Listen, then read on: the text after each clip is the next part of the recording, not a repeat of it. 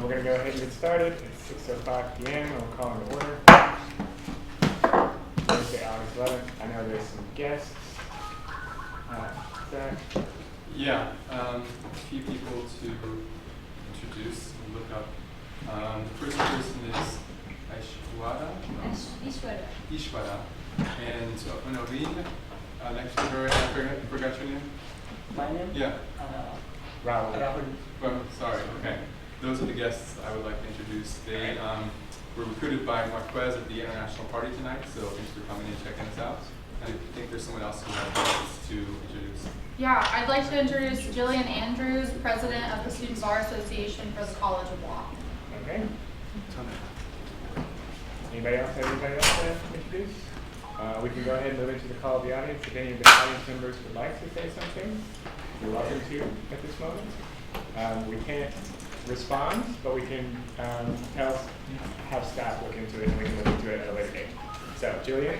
Yeah. Okay. Hi everyone, like Ellen said, my name is Jillian. I'm president of the Student Bar Association, or SBA, at the College of Law. I'm here today because I couldn't make it to any meetings over the summer. I was in Phoenix for work, and so I'm back now officially in Tucson. Wanted to come, first of all, introduce myself. I'm sure you'll see more of me and I'll see more of you. And then also just to be here as a reference point because from what I understand, there's been a lot of conversation about the College of Law and our representation at GPSC. And so I'm just here first to kind of clear up a couple things, give some general information, and then obviously you have two super well-informed, excellent GPSC reps from the College of Law who are going to handle it from here. But I'm always available for questions if you ever want to get a hold of me. I'm in the student phone book, feel free to look me up. But I just wanted to talk a little bit about SBA and our function as the student government of the College of Law. So we represent all students at the College of Law, not just traditional JD students, but every single student. It says in our Constitution that we represent LLMs, SJDs, AJDs. Those acronyms might not mean a lot to some of you, but that's basically students pursuing different types of legal degrees, not just the traditional JD that I'm pursuing.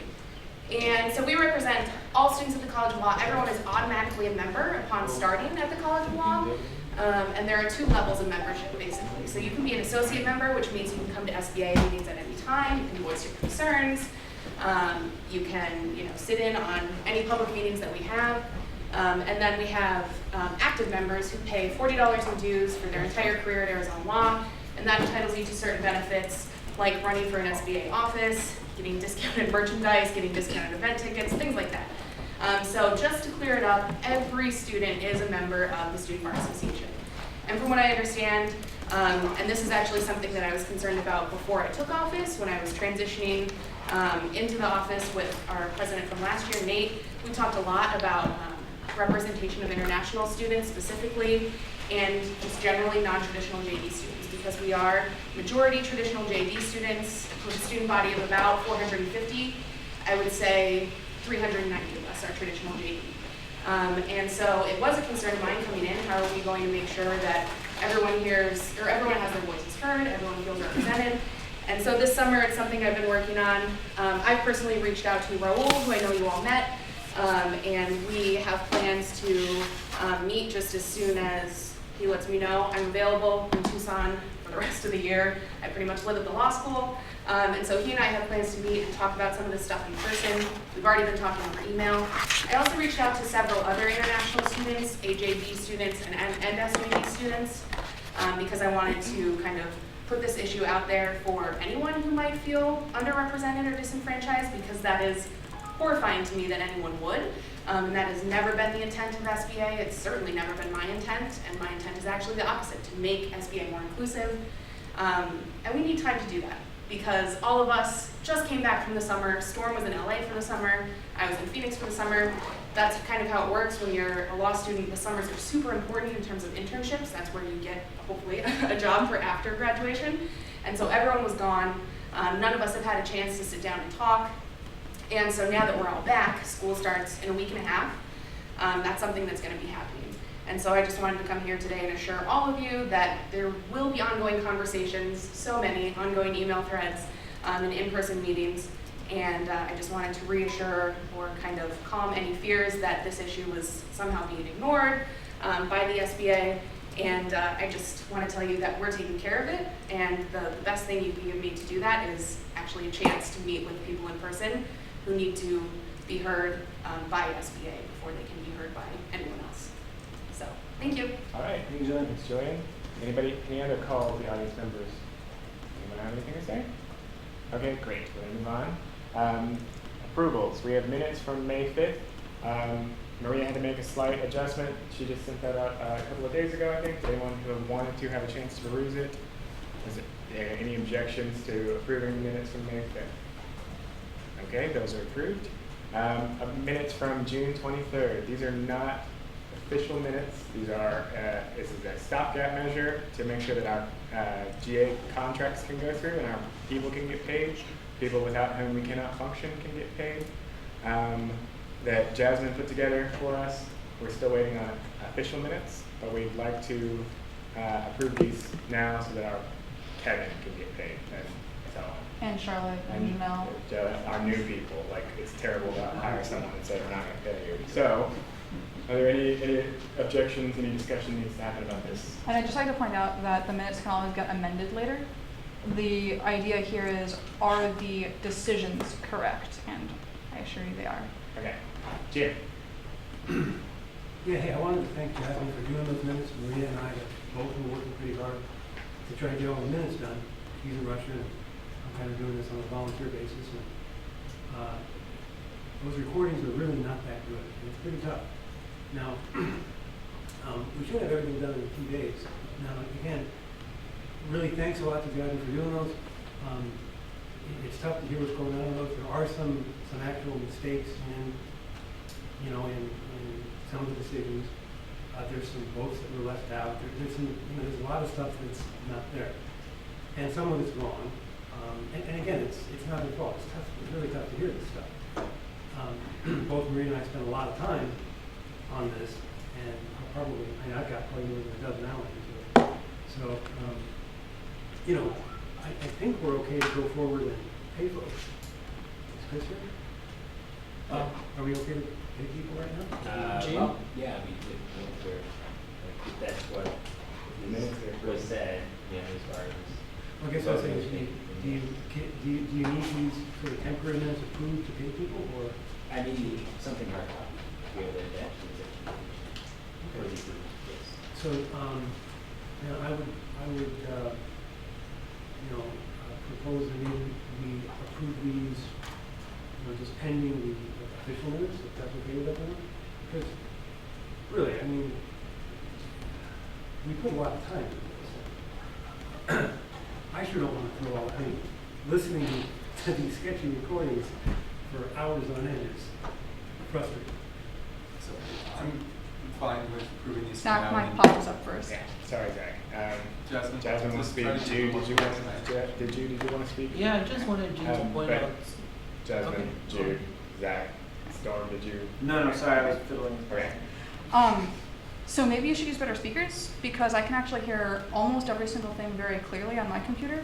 I'm not really sure what the problem is, but because I can hear things and because I clearly can't invent data out of thin air, it sounds like probably you just need to work on your settings a little bit.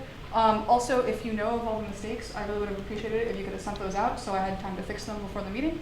But as it stands, I am quite positive, because I listened to an entire 2-hour recording, that I didn't make mistakes. So without something more concrete, I'm not really sure what the point is of saying there's these mysterious mistakes that no one can point the finger at. Oh, I promise there's errors. Okay. Jude? No, I think Jasmine already made the points. If you notice any mistakes with the minutes, I think you should point them out specifically, and we don't have to vote on this right now if you point out those mistakes, rather than make general comments. I'm actually trying to put together this budget thing for the next couple minutes. I'll have to pull up Jasmine's minutes and the ones we've been working on and go through and compare. It'll take a few minutes to do that. You guys want me to do that right now? If you're going to try to block the minutes on the basis that they're wrong, then yeah, you're going to have to show they're wrong.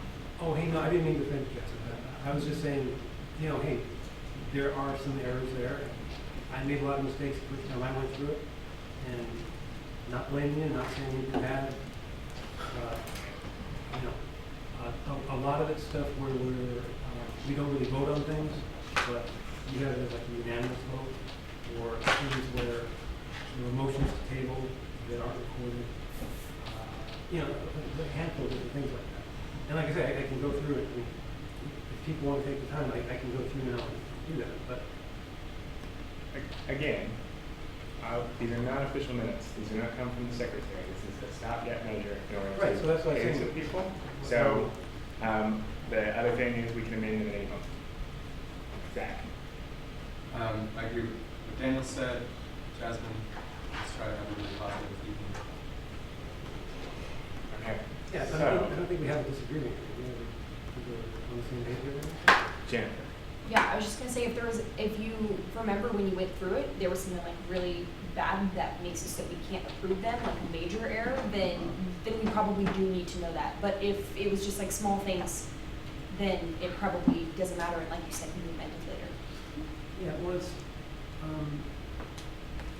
it's tough to say what's important and what's small. The minutes are nominally. Okay, so what's important is if you, okay, the minutes aren't up there, but what's important is Sorry. that Sorry. stipend difference. And I'm sorry, Kevin. Okay. We are not talking about this at all. Jennifer, please continue. Jasmine, please don't bring that up. Yeah, sorry, I lost my train of thought. What was- Jennifer said if there aren't any major errors. Yeah. So, I mean, nominally, the purpose of the minutes is to be a legal record of what happened. And, you know, are these important or not? It's really hard to say. I mean, there are a lot of requests to table that aren't recorded. There are a lot of proposals to do things that never get voted on that should show unanimous vote on. And, you know, maybe that's okay. I mean, you know, but maybe somewhere down the road it's not. I guess what it comes down to is if we come back later, my big concern is because of the law school. And that was the meeting where we had the law school guys come to talk. And to the extent that the law school wants to come back later and review these minutes in something, you know, we were really trying to make at least that first part of it, which was like 30 minutes, pretty accurate about what happened. Who said what. Maria, you saw Jasmine's minutes like 2 pages long. Maria's are typically like 15, 20 pages long. So we're trying to hit actually a middle ground there and just not have a bunch of verbatim, but just some kind of summaries of people come. But yeah, there is a lot of good information there, and I don't think there's a problem with approving something interim. It's just, I think we should eventually look at these minutes and, probably approve them or make changes or whatever. I mean, Marquez. The previous Storm. question to approve, are you calling Yes. on me? Yeah, this previous question of approving the temporary minutes so we can get the people paid. And if there are major mistakes, then we can go through that once the official minutes are handed up to us. So, I second, if that's a motion. second. All right. Do we need to vote on this? Yes. All right. So all in favor, say aye. Raise your placards, please. 1, 2, 3, 4, 5, 6, 7, 8, 9, 10, 11, 4. Any against? Any abstentions? 1, 2, 3, 4 abstentions. Jim, did you vote for, against, abstentions? I'm going to abstain. All right, so 5 abstentions, 11, 4, 5 abstentions. These temporary minutes are approved. Okay. Point of order. Yes. So we just voted to move the previous question. Now we need to vote on the motion. Oh, Marquez, did you say move the previous question? Yes. I we did close Oh. the debate. I've got it all Alright. done, sorry. Or No, that's wrong. Okay. perfect, but now we My need to fault. vote. All right. again. Motion from someone Move Approve the minutes. for the minutes. approval of minutes. Any yeah. objections to the approval of the minutes? No objections. The minutes? Yes. Since I'm going to be the poor guy who has to write this up, what the heck just happened? Well, we had to move past debate, go back to the previous question, and then vote again to approve the minutes officially. no one objected in the first time, so I assume no one objects the second time. If that assumption is wrong, please say so now. Okay. Sorry about that confusion. All right, is Alex Jacobson here? Alex Jacobson. All right. Zach's gonna have something to say about this. Yeah, so I move that we do not vote on these representatives tonight, but I move that these representatives, potential representatives, run in the special election next month. Okay, this would be Alex and Raul, because Storm, Storm was elected by the someone was College of elected by the Law. College of Law. Okay. These So, are the appointed people voted on Alex by Jacobson and Rob Boundy, for those of you who aren't aware, stepped up or were recruited by us to fill empty seats. And Zach is saying that are moving that they run in the special election, which, do we have a date for that yet? Chris? Not yet. Not So, yet. yeah. Next Yeah, month, yeah. at some point. Yeah. So, are there, Well, no, I'll just continue a little bit. I think Yeah. it's better if we have a full election for people as opposed to just a few of us appointing basically someone. We do have this place thing in process, usually we use it later in the semester, fall semester, when we can't find anyone at all. There was no election we could do, no one ran for the election, no one ran in the local election, and then we have the process to ask someone to put their name forward, and then we vote on them as a general counsel. So before we even get there, I think we should have a full vote of someone in a special election, and they're actually more validated by their peers they're going to serve. That's why I think we should have these two people run in the special election next month, like the September 12th and 15th. okay, and then Jasmine, and then Jim, and then James should be after that. So I can only speak about optics, but in the past 5 years, there have been 2 completed petitions to run for optics rep, and both of them were me, and I didn't even bother filling out a petition 2 of the years I was optics rep. No one's gonna run against Alex. I barely found Alex. I'd actually given up on finding someone for optics by the time he said he was interested. And he went through the proper, like, he talked to the SOC president, who's the student optics government president, who had been looking for someone for me for quite a while. Everything sounded good. We have more people, we have probably 10 times as many people vote in the student optics government election as in the GPSC elections, and that's been very consistent. Alex represents optics better than anyone who could get 3 write-in votes in the special elections. And I don't see the point in forcing him to go around and get 10 signatures and get his name on the stupid ballot when he's basically already been chosen just as democratically as that would be. I can't speak to engineering, unfortunately, but given that we couldn't find anyone for engineering, I'm gonna say it's probably a similar situation there. All right, okay, so it's gonna be Jim, James, Zach, Brandon, Jared. Jim. Yeah, so for those 2 new reps, are they here right now? Yes, this is Alex Jacobson, this is Rob Lundy. Hey, I don't want you guys to feel at all like we're like, don't like you, we don't want you here or something. Yeah, I just want to say that right up front. The other thing I want to say was, since we're sort of making a big deal about the College of Law appointing reps rather than voting on them, you know, we should probably vote. James. Yeah, I'd like to make a motion to amend what's on the table. I would like to propose that these 3 people and anyone else seeking to fill vacancies file the petition, but if we don't have any challengers, that we don't hold an election and just. That's interesting. I will say that Storm is not one of these people. But, Yeah, he said 3, I wanted to make yes, sure. it's, just the first 2. Oh, just the first 2. Just the first 2. So that's an amendment, so rather than, so we say, have them run around, find 10 signatures, and if no one wants to run against them, then we don't put them on the ballot. Is that essentially what you're saying? Yeah, that they just be the So that's reps. a motion on the floor. Any other conversation? Is that allowable in our elections code? I think we have to review that before we consider that motion. Yes, it's allowable. Okay, can you cite that exactly, Jasmine? You can look through the election code yourself. I No, don't feel like it since right you now. said yes, I expect you to give an answer. Okay. I think it was Jared next. I think maybe we can reword what he's proposing to say that let's tentatively approve these people now because the special elections aren't going to happen for at least a month and a half, I believe is what the date is. We want to get people involved as soon as possible. And if during said special election, a challenger or someone comes up, which it sounds like there's not going to be, then we can revisit the issue then. But can we just make a motion to appoint people now? James, is that a friendly rewording of your motion? For the comp. To say we appoint these people here now, and then if an issue comes up for a special election, they can do it? So appoint them now. When the election comes up, they could still get the signatures if nobody challenges. It sounds like we're asking to appoint them on a interim basis until the election, at which point we move from there. Yes. Is that, are you happy with that rewording of the motion? That's fine, although everyone has to agree to We have to the vote on friendly it, second. amendment. We can't just. Okay, are there any objections to, alright, so there are objections to changing it. So we're back to what James initially said. Brandon, I think you were there.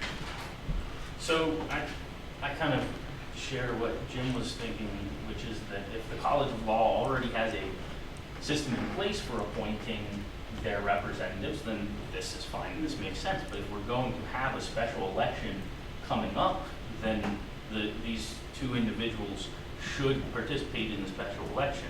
Also, the insinuation that it's some unfit amount of work to collect 10 signatures is a little dramatic, because walk down the hallway and knock on some doors and get 10 signatures in 5 minutes.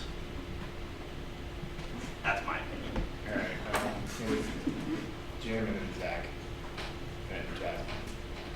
Yeah, I've been on GPC for a while. We actually used to have a process in our governing documents for appointing people.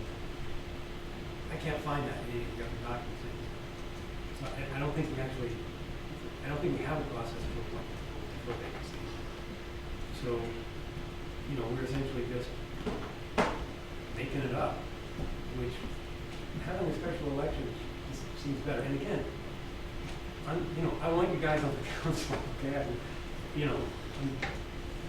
And welcome, and I'm looking forward to working with you. But from a procedural standpoint, we don't really actually have anything in our government documents that lets us do this anymore. So, for what it's worth.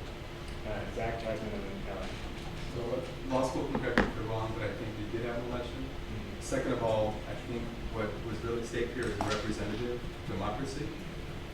I think representative democracy means someone needs to go through a process, get voted on, and then they become the representatives. This appointment process into the summer is very unusual. We never had it passed at this point of the year, so it seems unusual to me. The bigger issue is I think that we just need to have people go through an election process. And once they're elected, then they're fully GPSC representatives, and we'd be really grateful to have them. Jasmine and then Ellen. So these two have been trying to become part of GPSC for over a month at this point. It's not like it's just suddenly end of the summer, they're just trying to slip in before the special elections. And also, it actually is very hard to get 10 people with their student ID numbers ready. I gave up. Also, if we decide to wait until special elections, it is probably going to be at least a month and a half, if not longer, by the time we actually bother swearing them in, because it has to, elections have to complete, and then we have to have the next meeting after that where we swear them in, etc. We're just going to have no representation from College of Optics, because I'm supposed to speak for all students, not just optics students. We're going to have no one from engineering. There are even 2 positions for engineering. We can't even fill engineering totally with Rahul. So we're just going to say that they don't get representation, they don't get a vote for an extra 6 weeks to 2 months, because we feel like a majority vote of the council isn't good enough for a process, which, kind of sucks for those constituencies. I think respectfully, I can't see how getting 10 names in a student ID would be a necessary challenge. I could understand how it might be during the summer, but I think this is a similar kind of reoccurring pattern of doing things before school starts, really presses kind of who is available, who's being equally represented. And I think my strongest disagreement with the proposed change to the amendment would be having an interim placement, because I think that gives off the air that they have been elected in, and it removes the rest of the people who are actively seeking people to fill those spots for other people who haven't heard about, running the special election. I think having an interim kind of ceases that search, and it also gives off the air that the spot has already been filled. And so I'm so happy that you want to be here. I worry about amending it to be kind of a special exception to the special elections before school starts, and I worry about what precedent that might set. Okay. Zach? So you say been trying, this is the first I've heard about it. So for Okay, me, it's Zach, I'm gonna, Daniel, I'm speaking. yes, and I'm gonna tell you right now, these people were on the agenda for last meeting, so don't tell me this is the first time I've heard that, because you said that before, and it really pisses me off. Well, I'm sorry if this is you off, but if they've been trying, then why couldn't these wonderful people run for the election in April when other people did? I think we need to have an election for people who are elected to this body. I think it's a really basic principle that in a democracy we basically agree to. We don't appoint people, we elect them. Jude? I mean, we've been deliberating on this issue for so long, and we haven't even gotten into our agenda yet. I'd say we move a motion and cast our vote and move on from this. All right, So so. on the question? Yes. Yes, so the last motion that was on the table was James's. The one before that was Zach's. So the first one we have to vote on is James's proposal that we put in interim people until the special election, is that what you were? No, that got Yeah, rejected. what was your exact one? Oh, I said that they fill out the petition to run in the special election, and if nobody challenges them, then we'll consider them elected, and if there's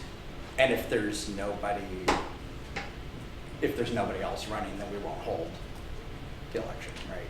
Okay, so that's the motion on the table. Can I have, is there a second? Is there a second? Or No, second. Yes, Joe. second? All right, so all in favor of this, say aye. You should probably raise your flag. Oh, sorry, James. Raise your placard if you say aye. I mean, I don't have to All vote right. for That's it. true. If nobody is going to Objections? vote for it.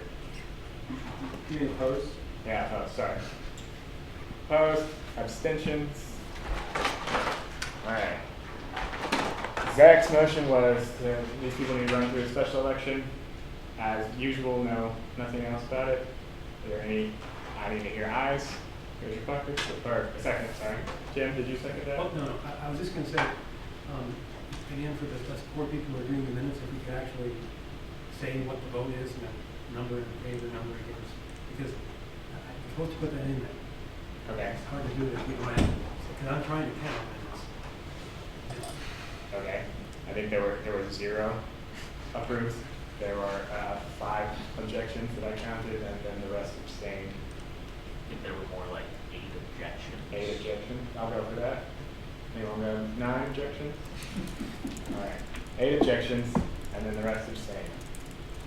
All right, and now we're back to Zach's motion. Zach, would you like to restate your motion? Just for clarity. That these folks run in the special election in September. Okay, so can I have a second? Second. Okay, second, can I have ayes and raise your placards, please?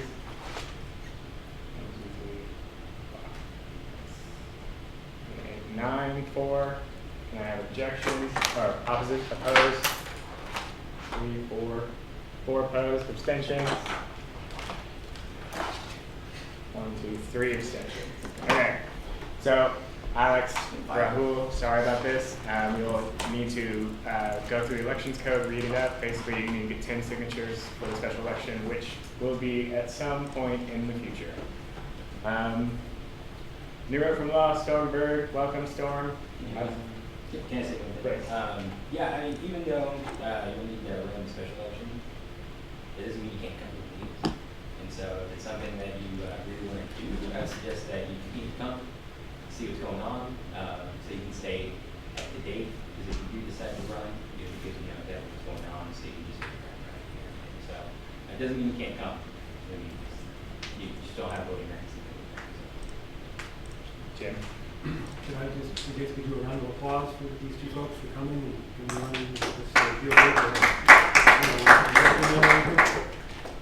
All right.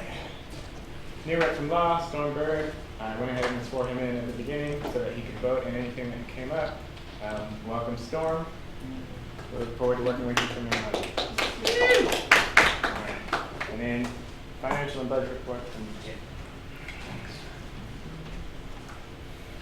Okay, guys, so there's a ton of information here. I'm gonna go through it as quick as I can. People are probably gonna have questions. Jim, about 20 minutes. Okay? Yeah, so what I'm gonna suggest for the sake of time is, some of your questions that come up, I'm probably gonna answer later on. So if you could hold your questions for the end.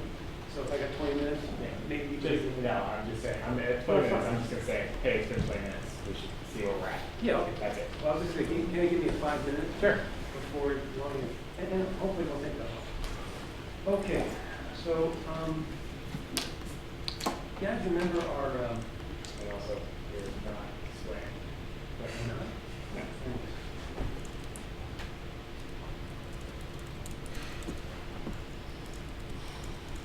You want me, what's next? You want to do something else? Yes, While- okay.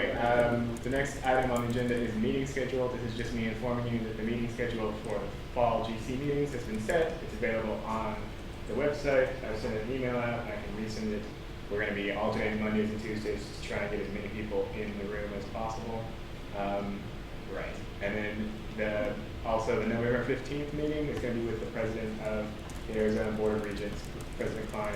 It's the only one that's not in SUMAC, it's gonna be in the optics building. So, that's that. The next thing would be to vote on the development director, which we can move to if we need to. Yeah, so we talked about this person in June, the time Jasmine and I both had concerns because we worked with this person in the past, and then Stephanie Zawada, we said if we had someone else who applied, no one else has, we consider that, no one else has. So now we can reconsider the motion coming from the hiring committee to hire Stephanie Zawada as the development director. Development is raising money. Okay. Is that, would you want to make a motion or do you want to? Yeah, I'll make a motion to approve this person, Stephanie Zawada as the development director. Is that a second of that? It's going second. Okay, 20 seconds from the minute, sorry. All right, so I have ayes. 6, 7, 8, 11 ayes. And I have nays. No nays, I have abstentions. All right. Okay, 11, 4, 0 opposed, 5 abstaining. All right. Next thing on the thing is summer stipends, which is a vote, but we're going to, I'm going to move the table this till the end because it's meant to be private and we'll have to turn off the live stream in order to do so. So, if anyone objecting to me moving this to the very end of the meeting. Okay. Resignations. This is just to inform you that Bill Cotter, the SBS rep, and Elaine Yee, our social chair, and one of our at-large reps have resigned from the GPSC effective, I think, yesterday. So, one, we're looking for SBS reps. So if any of you have friends, this is now the time to start encouraging them to run for a special election. We're also in need of a social chair, and we'll get to that in a minute. Okay, and then we move into, Jim, you ready? Then we move into Zach's long list of really important and detailed stuff. So, Jim, you good to go? Okay. I can start. UA Athletics Suite is what I've got next. Yeah, so someone in College of Science, Adam, when I first talked to him in April, one of his big concerns this year was the UA Athletics fee was an issue last year. I've talked to Melissa Vito, Vice President of Student Affairs, the Provost, and they've assured me that right now the UA Athletics fee is dead. The Vice President of Athletics, yeah, that was a big part of what GPSC did last year, which is great, has said what I've been told is he's now looking into other ways to develop the revenue in order to retrofit the stadium and so forth. So anyway, that issue for now is dead, which is a very good thing, but I would still keep your ears open in case you hear something, because when these things die, the administrator somewhere says, oh, this is a great idea, and suddenly it pops up again. But for now, no UA Athletics fee to deal with. So that's that item. All right, I would like an applause from everybody for this. Because there's a lot of money that we pay ourselves and everyone else.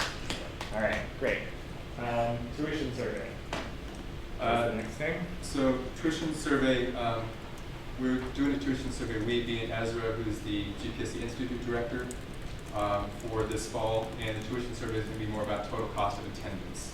So it's not just tuition you pay, it's fees, some fees you don't know about till you get on campus, your cost of living, which is about $21,000 to live in Tucson, those kind of things. We want to get a picture of how students are dealing with it right now. 3 years ago, we did a similar survey. We called it something slightly different, but a lot of the same information is in place. So we'll have some benchmarks from 3 years ago. We can see the deltas to see if there's anything different. Then we'll go from there. But we have a survey. We're developing a lot of it's copied from a couple years ago about tuition, mostly total cost of attendance. So that's that report. Okay. Next is childcare. Childcare, so this is just FYI, I think most people in the room know that we have $100,000 that we give to, it's our money given to us by SSVAP, so we applied for it. A couple years ago when we started it was $26,000. Over time, we've been able to increase it to $100,000, which is nice. It's about $1,000 per grad student with a child. So that covers about 1 month of childcare. So it's still not super helpful, but it's 1 month less than they would have to pay otherwise. The group that administers this is called Life Work Connections. It's through Human Resources. So we don't have to do any of the work ourselves, but just awareness that this is the time of year people start, parents this time of year start going to Life Work Connections to try to ask for GPSC childcare grant funding to help their expenses. So that's the quick report on that. Jen, you ready to go?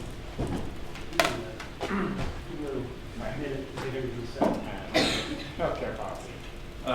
Okay, so healthcare policy, this is maybe one of the biggest issues we're going to face this year for 2 reasons. Number one is this is our negotiation year. So every 3 years, the Arizona Board of Regents, working with the 3 universities, comes together and puts out bids to get student health insurance. And so Aetna and Cigna, Blue Cross, whatever all the names are, will come to AGOR and bid to get our business, our collective business.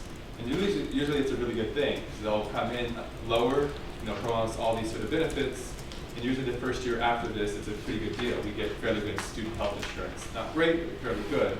It's the second year the insurance company will say, oh, we're losing so much money, we have to increase the rates next year by 20%, so on and so forth. So just be aware this is a negotiation year. Whoever sits on the Student Health Insurance Advisory Committee will be deeply in that. Most of that conversation will take place by February. There might be a trip to Phoenix involved to meet with the 3 universities together.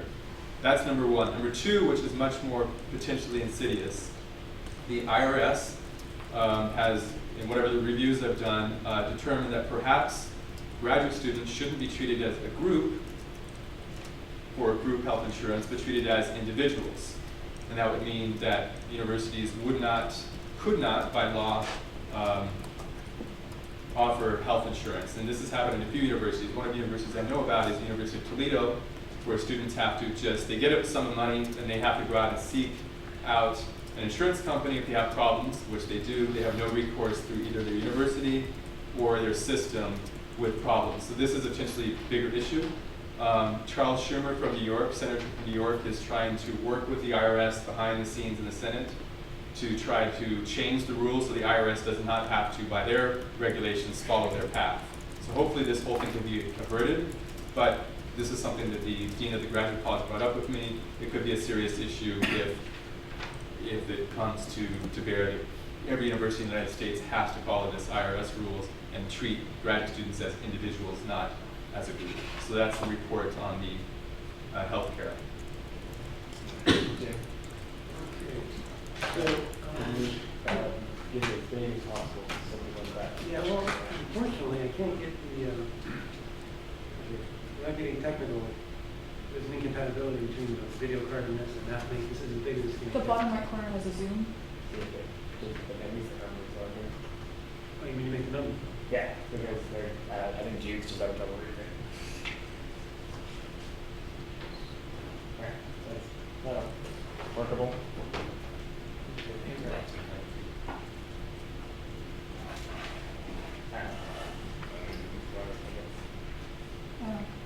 I want to say it's electronically controlled by somebody with a key. Sounds like, you Can we guys see move it that? back?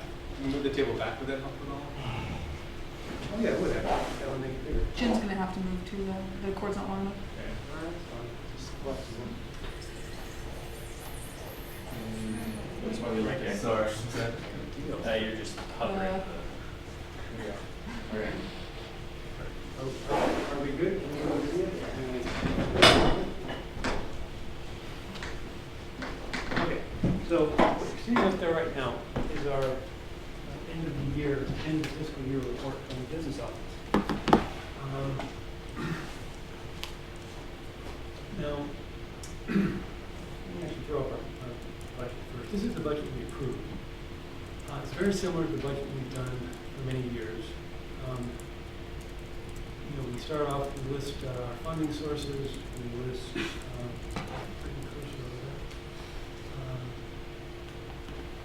you know, expenditures, stipends, you know, we list all this stuff. And unfortunately, this budget was most likely listed and produced by just taking the budget from the year before and tweaking it, which was done by taking the budget from the year before and tweaking that, and so on and so forth. The big problem we had with our budgets is that that's what our budget looks like, but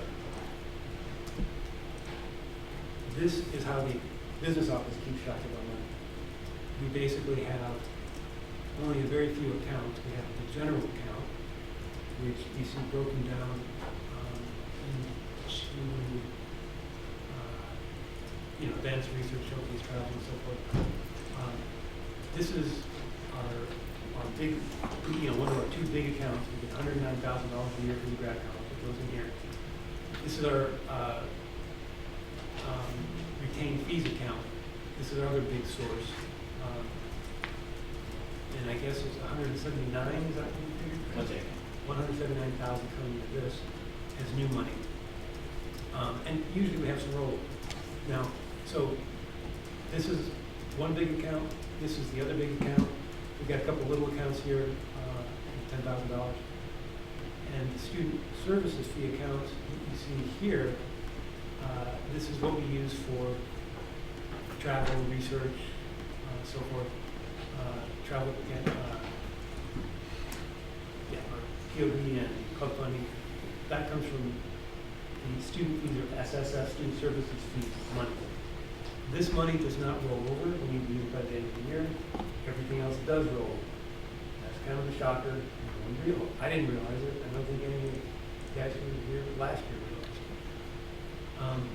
What we ended up with at the end of this year is, well, we started out with ballpark about 300,000 or so, and we're now down with all roll research. Here, we're down to about what's left over from last year is $8,000,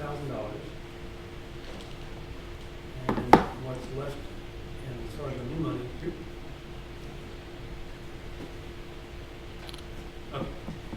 Can you guys read that? Can you just send this out to all of us so that we can look at it along with you? Yeah, I could. I can't do that right now because I'm not able to multitask. No, when I send out, I'll send this out. I'm going to have to redact the account numbers. For the other documents I'm going to put up here, I would ask you to get them from Chris because some stuff probably needs to get redacted. And I gather you kind of get in trouble if you don't redact the account numbers and other stuff. So, people read that? It's better. Okay. So this is my attempt at reworking our budget, matching up account numbers, matching up our budget with the business office, as well as putting it in a more understandable form that we can deal with, which is important because we're out of money, as I said in my email that. So here's our grad college money. It actually breaks down into I'm dividing everything up into what I'm calling non-discretionary and discretionary. Non-discretionary is a good example of your student services fee. Child care grant, we can only spend that on child care. We can't spend that on office supplies or travel or anything else. We get $50,000 for travel grants from the grad college. We can't spend it on anything but travel. We have to do matching funds of $15,000 from our general account for our POD money. It's down here at SSF. So bottom line is we end up with these numbers for what we get is new money coming in from the grant account. Okay? This is what we have discretionary, non-discretionary from retained fees. Here's what we have from student services fee. We've got $3,000 over the Wire Center for Entrepreneurship Program. We've got our little BPR support accounts, $10,000 each. We might have a couple of other $10,000 accounts that Zach has brought in that I don't have up here. So here's our grand total of what we have coming in, non-discretionary and discretionary, before we look at any rollover. This is an important number because this is basically our baseline budget that we get every year. Okay? $800,000 ballpark. Now, our rollovers are right here.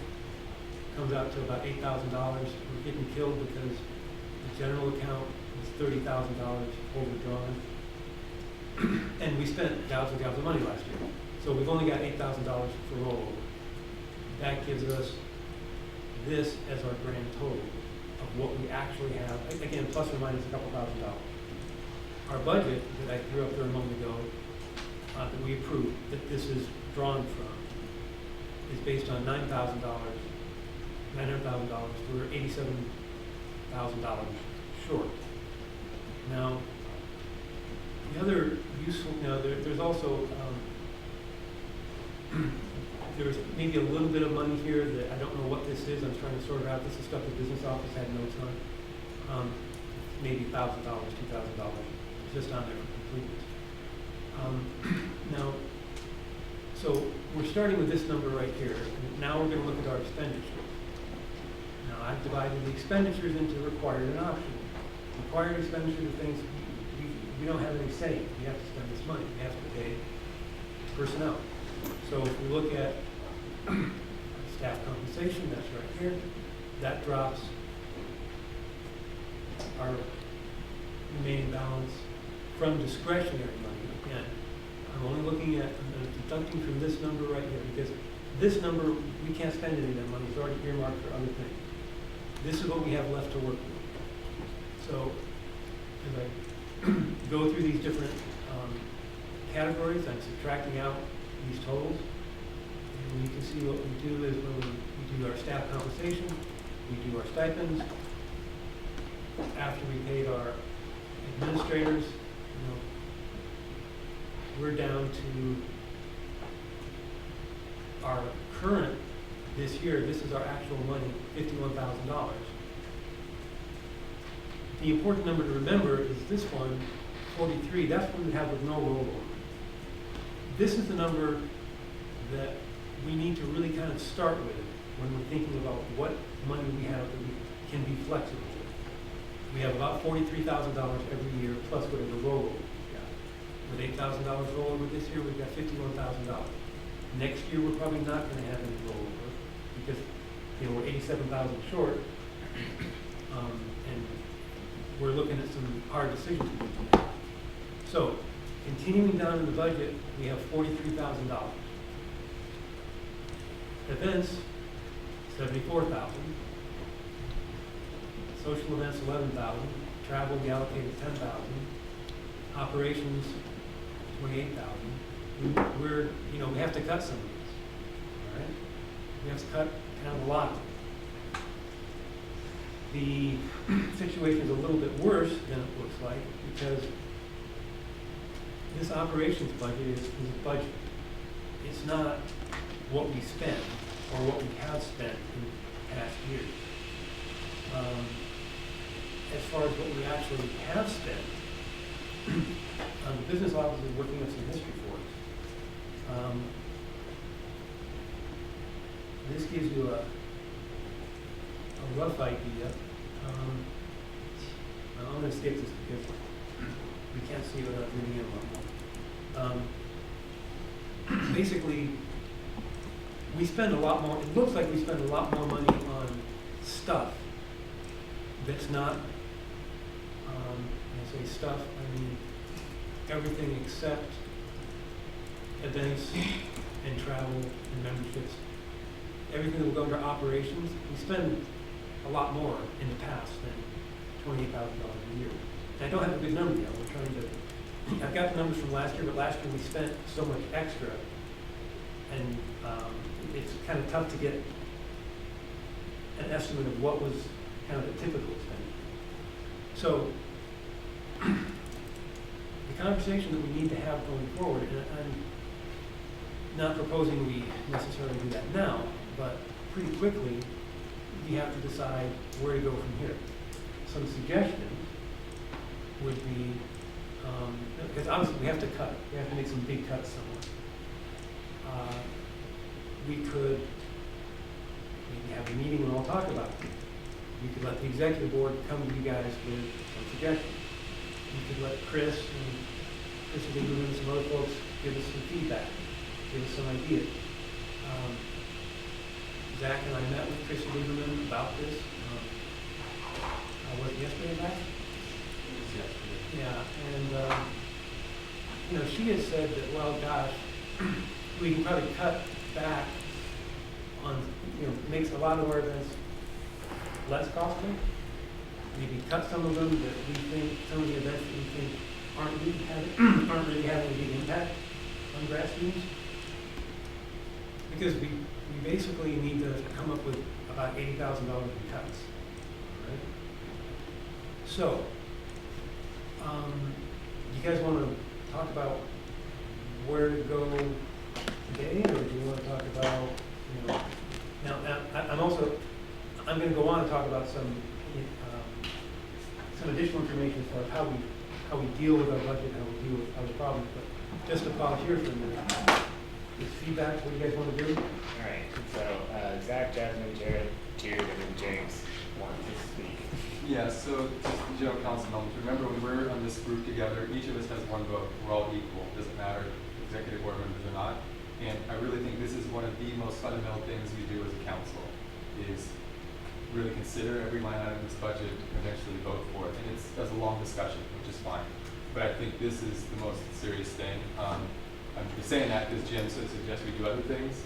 Whatever suggestions we get from being students, people or not, it's our decision. And I think the conversation should be driven from our conversation about where we cut. So just a comment about our importance, each of us individually. All right, Jasmine, Jared.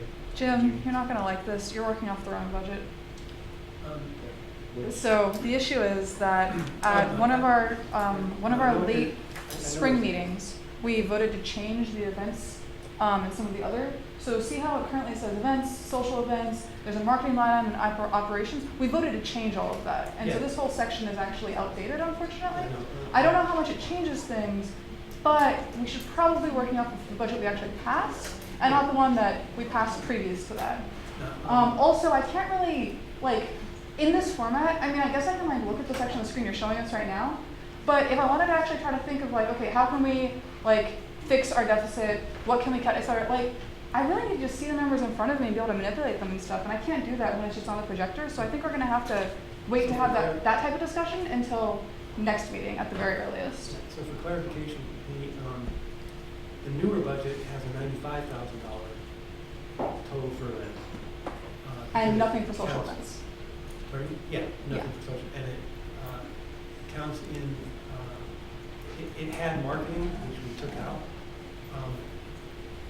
What I'm putting here is sort of what's on the table of what, you know, and this is actually from, I tried to pull, as I'm doing up here, I tried to pull sort of all of the pieces that we've talked about, both from the business office side and from the council side. You know, so we can make some decisions about it. This still isn't the right budget, so like that's just the problem. You just need to adjust the past budget to update the most recent past budget, and then we can go back to discussing, you know, where do we cut, whatever. No, so to clarify, the budget that I showed Chris and Chrissy yesterday was the new one, Okay, which has higher numbers. that's fine. Okay. Why aren't you showing us that one right now? Yeah. Well, I can do that. All right, Jared.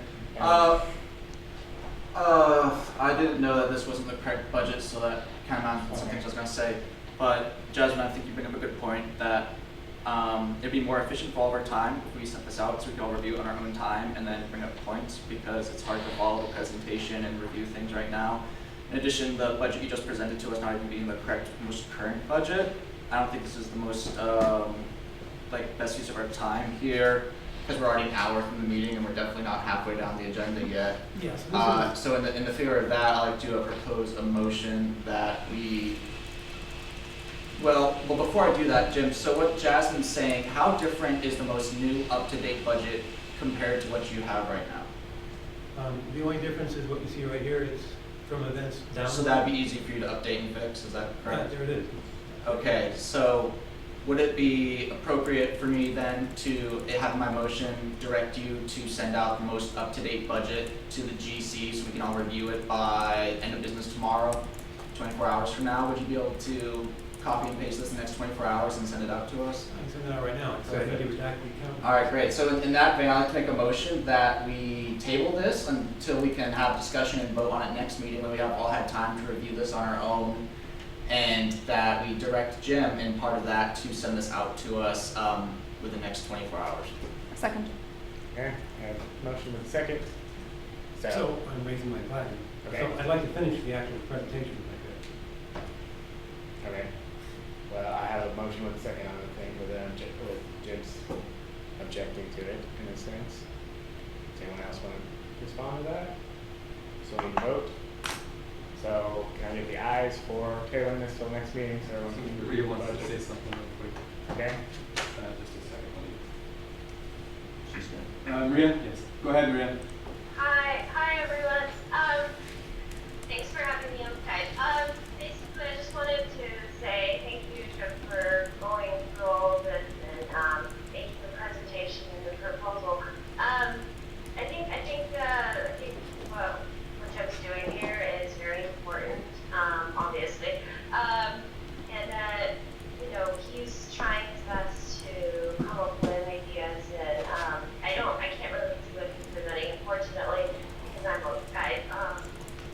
But I think that for future reference, I think all treasurers should probably strive to do what Jim's doing right now, and I think we're very lucky to have him. That's just what I want to say. Thanks. All right. I still have a motion with a second on the table that is going to table this until everyone can get a chance to review the budget after it's been sent out within 24 hours. So, can I have ayes, please? I actually wanted to make one more comment before we vote. No. We're voting. Ayes. 1, 2, 3, 4, 5, 7 ayes. Nays. 2, 3, 4, 5, 6 nays. Abstentions. I'm a nay. 7 nays. 7. 7 nays. I don't even know if we're doing a tie. Just let me finish. Yeah. 5 minutes, can you wrap up what you have, Jim? Yeah, what I was going to go next was the proposed, what we come up with, we being me and what other people have talked about, for how to handle our finances in the future.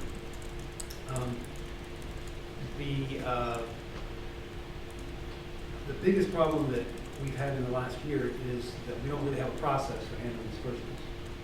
There's really no, when money gets spent, there's no real approval process, there's no system we go through. ASUA, for example, has consent agendas and papers to get signed and so on and so forth. So I talked with Megan. I also spoke with the business office people up at ASU as well. I went up there on a couple weeks ago. I met with the grad student government folks up there. They all say hi, by the way. I invited them to come down here.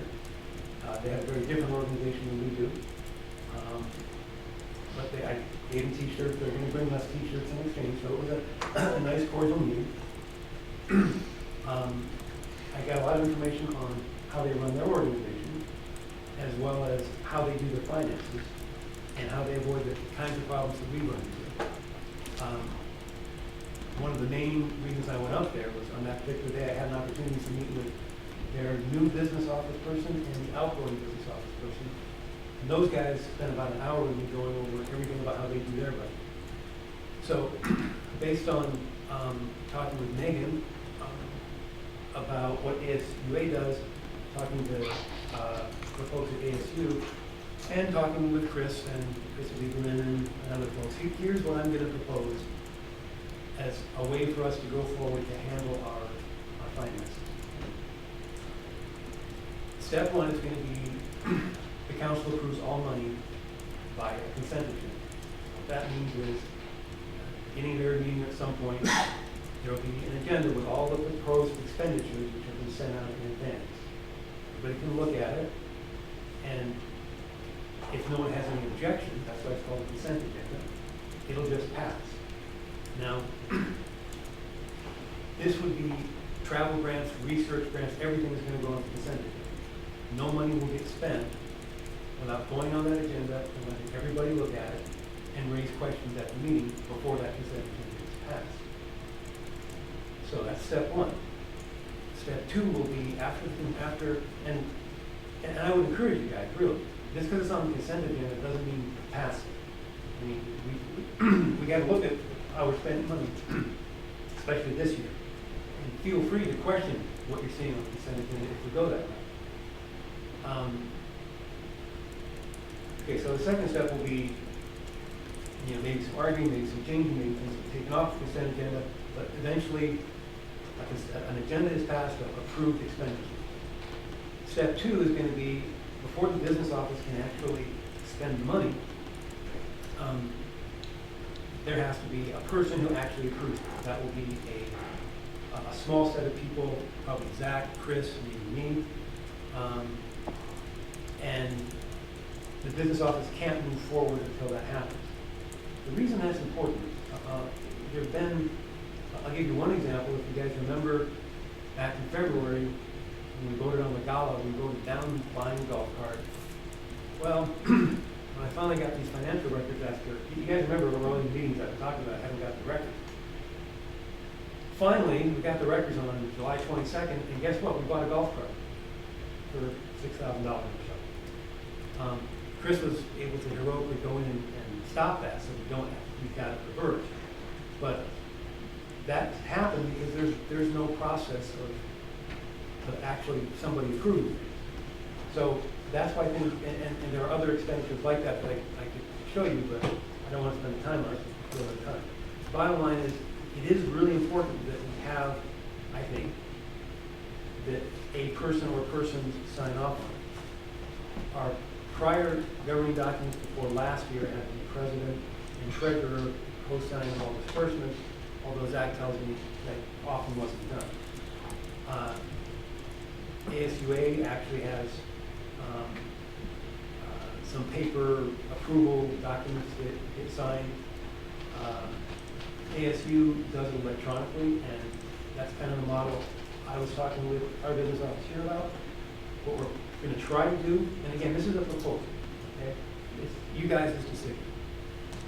But what we're proposing to do now is Estella in the business office is going to see if she can set up what's called, there's a part of the accounting system that I don't understand called workflow, where basically what I just said can be set up so that the consent agenda gets plugged into the accounting system, everything's there, ready to go. But one of the people who's allowed to approve has to go in, visually look at everything, click each box and say, okay, and then the disbursements can happen. So that's what I'm proposing as a way for us to handle our finances going forward.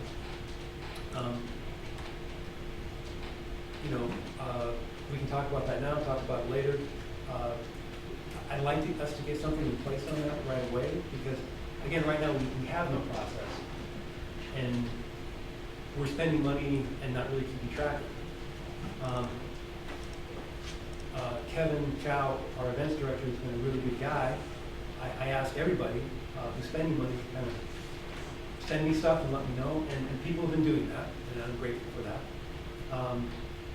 I also asked people to, until we got this information, to sort of hold off on spending money to the greatest extent they can, and Kevin did a good job of doing that, so I want to give him credit for that. Now, as you remember, we approved Kevin's budget of, I think it was $95,000. Kevin's going to take a big hit, and I'm hoping we can get him in here to talk about some ideas on where he wants to cut.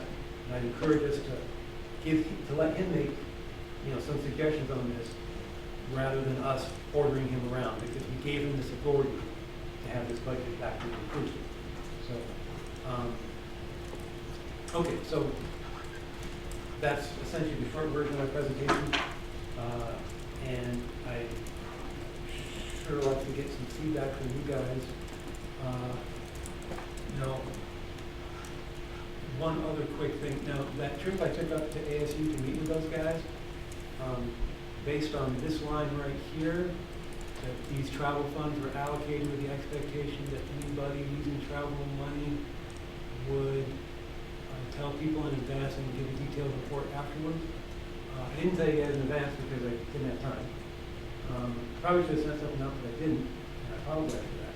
You asked me to give me some flack for that. I want to apologize for, I probably should have said, yeah, I'm going to spend $80 to go up to ASU and meet those guys, but it didn't occur to me.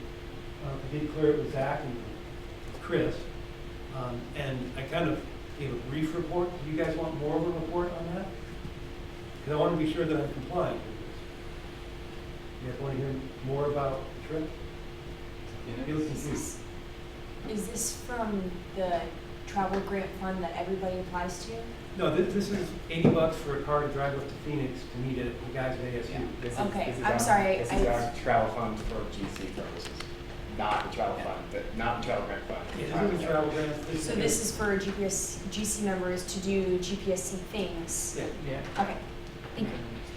Yeah, so, do you guys want more detail or anything? Zach had his pocket out, but then, Zach, did you want to answer this one? I didn't want to answer that question. Okay, then Jasmine. Yeah, because there's probably some confusion here. So last year, people were mad that basically $20,000 got spent on travel, but they weren't really sure what it accomplished in a lot of cases. And at least a few people felt like this was sort of wasted money. And so the idea, which was voted on and passed last year, was that this year's travel budget would be half as much. And also that anyone who wants to go on a trip has to first tell the GC, I'm going on this trip to accomplish this thing. Basically give the GC a chance to be like, whoa, hold up. That's not really the purpose of our travel money. And then once they come back, they have to basically say, this is what I accomplished using this travel money. Goal being more transparency and people actually feel like we accomplished something with the money. So it's great that Jim is now telling us about the trip afterwards, and probably we would have approved it had he told us before. It's a little unfortunate that he didn't say anything beforehand. Hopefully everyone else will stick to the whole tell us in advance thing. That way the whole purpose of having this travel money transparent actually gets followed through with. Yeah, and again, I apologize, guys. I mean, I actually sort of forgot about it, and I thought checking with Chris and Zach was good enough. And, it seemed like a pretty small expense, but that is what we agreed on. And I messed up and I'm sorry. Jared. Yeah, Jim, I think I'm just going to try to hamstring you over that, and thank you for apologizing and giving the report. I think it was very useful that you gave the report for what you did. Just a point of information, people weren't here, that the Daily Wildcat and other people really had a shit show, and some might say like a witch hunt because of funds like this. So this may seem asinine that we have to be in such like exact detail, but it really is necessary to be this upfront whenever we spend money that only benefits like one person, whether it's a travel thing or a research thing. It really has to be out in the open by the books. It can be really misconstrued. That being said, for an administration that ran with this fully in mind, was elected because of said, scandal, so to say, and has made it part of their real platform, I hope this doesn't become a trend of giving lip service to being open and transparent, and then apologize for not being afterwards. That's all I have. I saw Jude. Did you want to speak? No, I just wanted to clarify something with the budget. Jim, would you mind going down a little bit? So Going down, you said? Yeah, I don't know if it's on this same one as well. But yes, go down. So I see the third line to the end. I see T-shirts for promotions. Now it turned out that that was actually paid for from marketing budget, which is $9,000. I think it appears to be that we have like a repetition. If that makes sense to you might you. very well. I honestly wasn't all that careful here. I was trying to just put everything on the table that we might want to spend money on. Yeah.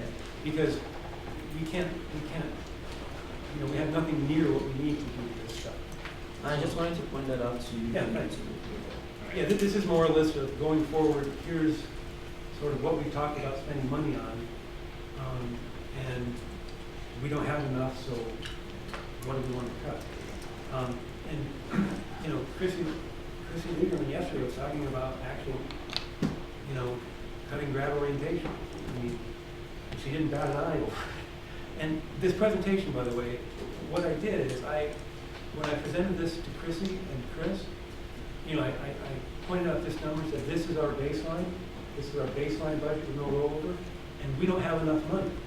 CPSC needs more money just to operate.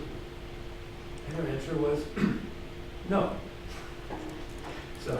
So we're not going to get any more money. Now, you know, not easily. We did also talk about some, you know, some options to try to bring in more money through various sources. You know, maybe trying to do some fundraisers, maybe doing some things with the development group here. What are they called? Development department? Development Government. Development office. To bring in some more money for DPSC.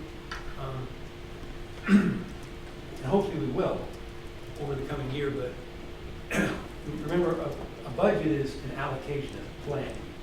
So we should start off pretty quickly with a budget, with a plan that meets the money we have. And if we get more money in, then we can maybe have some plans to bolster things. But Right. Brandon, you had these up for a It was in passing. minute. Chris? Yeah, and I just wanted to say as far as, I know Kevin's gonna come in at some point, to the next, I think he said he could make it to the next one. Yeah. After orientation's done.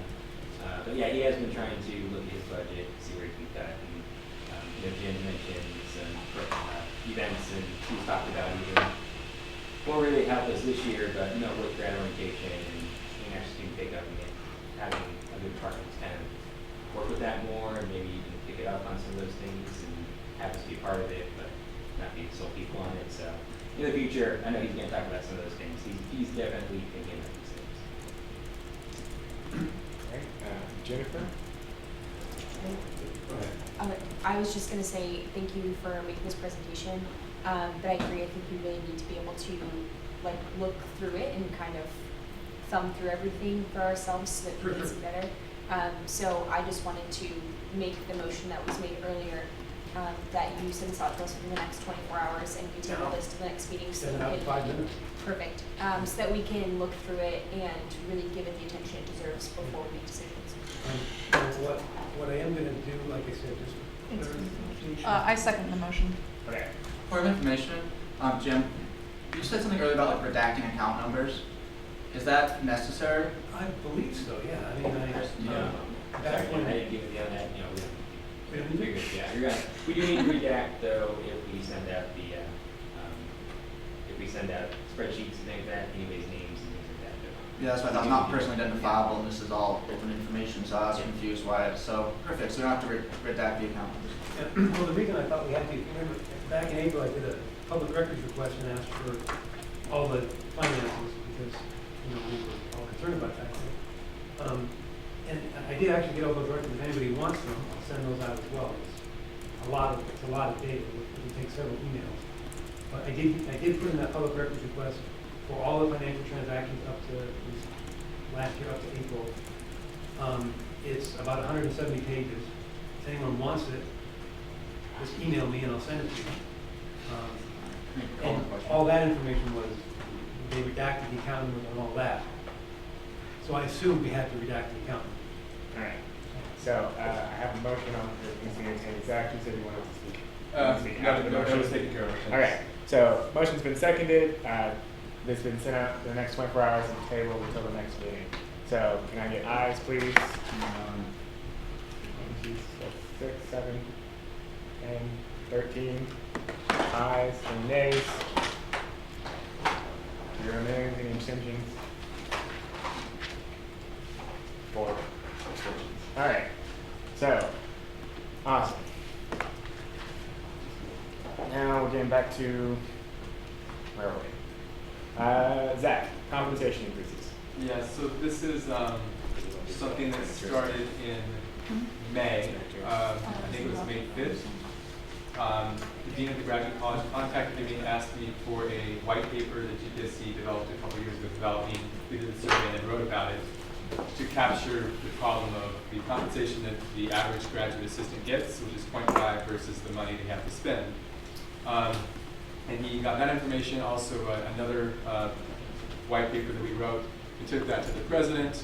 I'm saying this because this is a really nice thing that we did a couple years ago that benefited us a little bit later. The president and the provost and the dean of the graduate college met. They decided to do a compensation increase.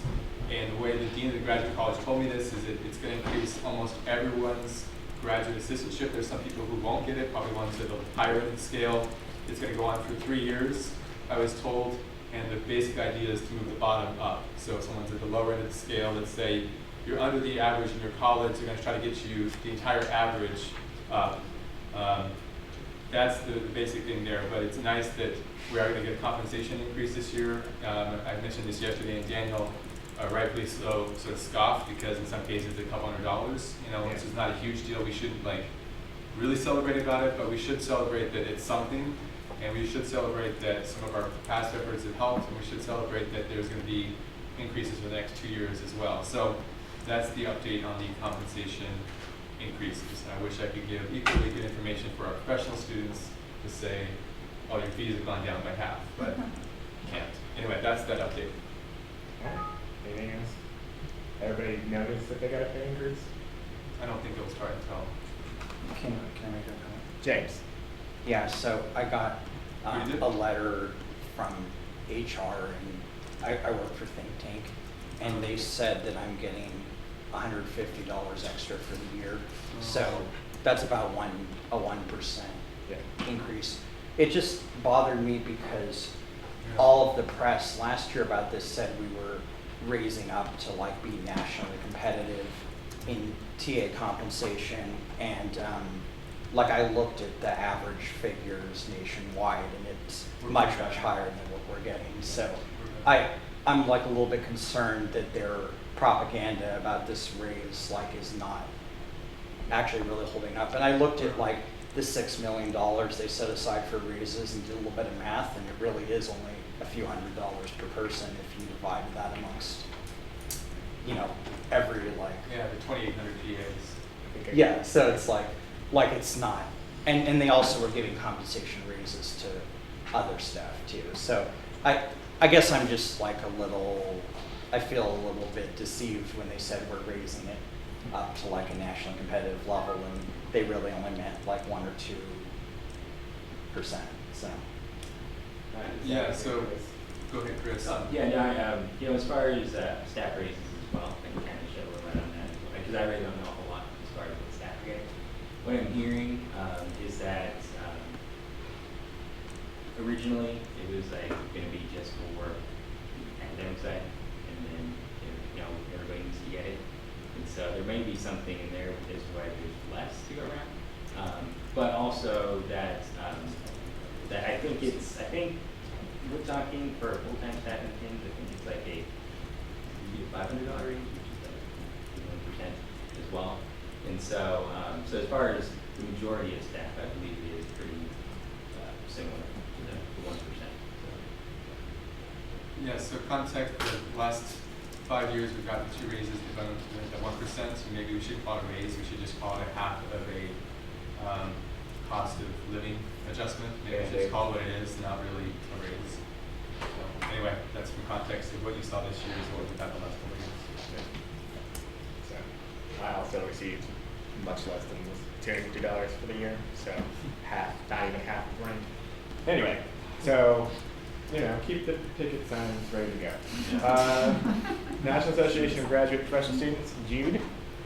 Okay, as I promised, I was going to come back and give you feedback on whatever out of state travel I have this year.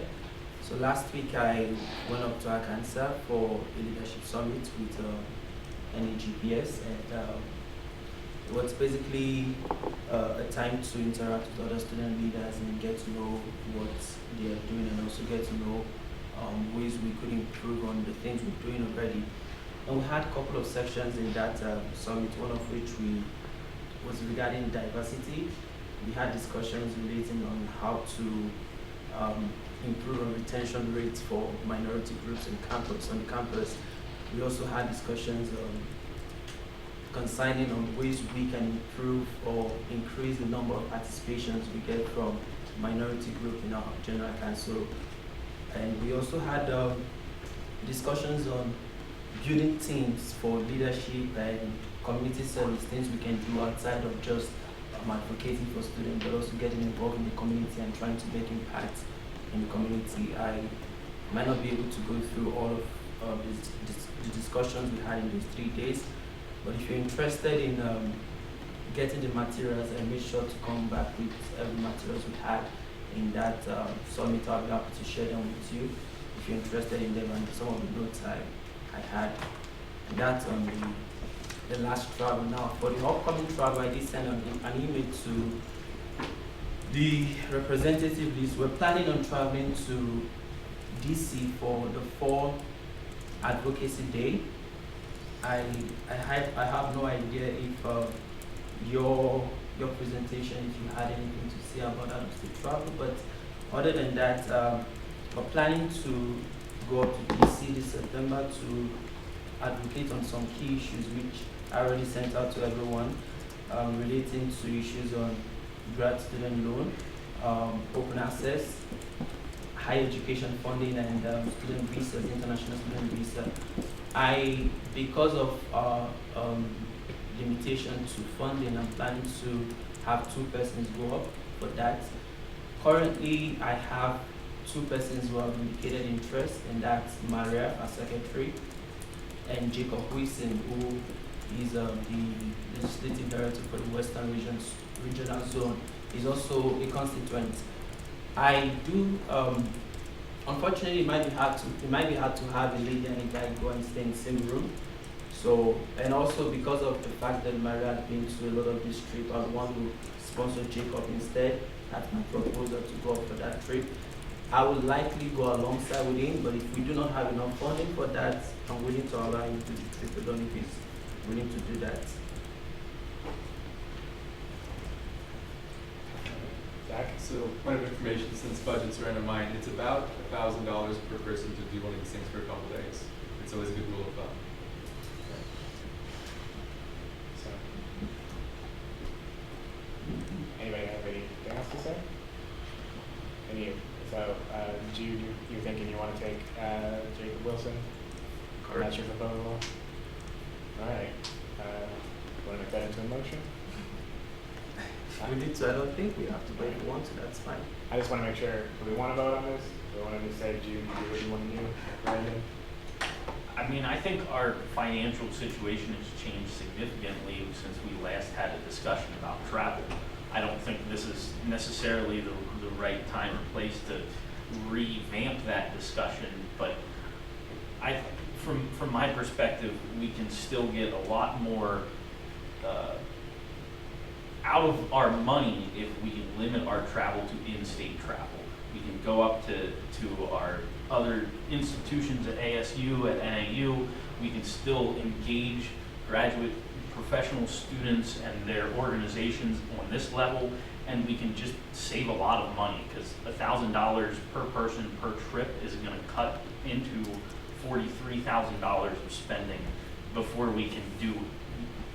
We're going to look at a situation where we have no spring events because we've already spent all of the money on travel.